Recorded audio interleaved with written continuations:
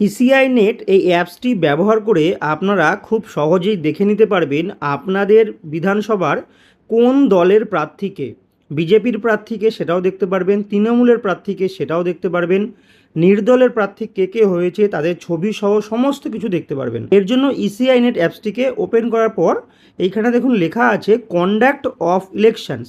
এই conduct of elections এই অপশানে টাচ করুন। এরপরে দেখুন লেখা আছে নো ইওর ক্যান্ডিডেট। এই নো ইওর ক্যান্ডিডেট এই অপশানে টাচ করুন। এরপর এখানে প্রসিড, এই প্রসিডের উপরে একটা টাচ করুন। প্রসিডের উপর টাচ করার পর এইখানে দেখুন সিলেক্ট ক্রাইটেরিয়া, এইখানে এই অপশানটিতে একটা টাচ করুন। এখানে কিছুই করতে হবে না, জাস্ট এই সিলেক্ট স্টেট, এখান থেকে ওয়েস্ট বেঙ্গল সিলেক্ট করতে হবে, আর সিলেক্ট কনস্টিটিউয়েন্সি মানে এইখান থেকে আপনাদের যে বিধানসভা সেই বিধানসভাটা সিলেক্ট করে নিতে হবে। তো আমার যেমন রানাঘাট উত্তর পশ্চিম বিধানসভা, আমি এখান থেকে রানাঘাট উত্তর পশ্চিম বিধানসভাটা সিলেক্ট করে নিচ্ছি।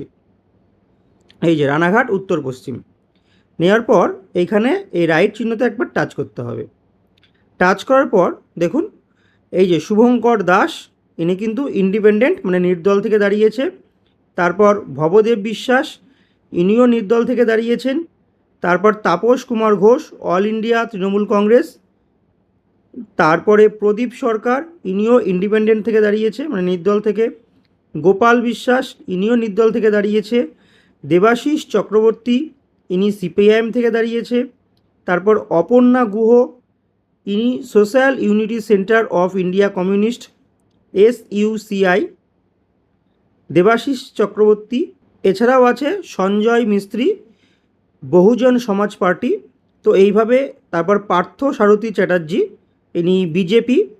এইভাবে আপনারাও কিন্তু দেখে নিতে পারবেন যে আপনার বিধানসভায় কতজন ভোটে দাঁড়িয়েছে এবং কোন দল থেকে কে কে দাঁড়িয়েছে তার ছবি সহ সমস্তটা দেখতে পারবেন।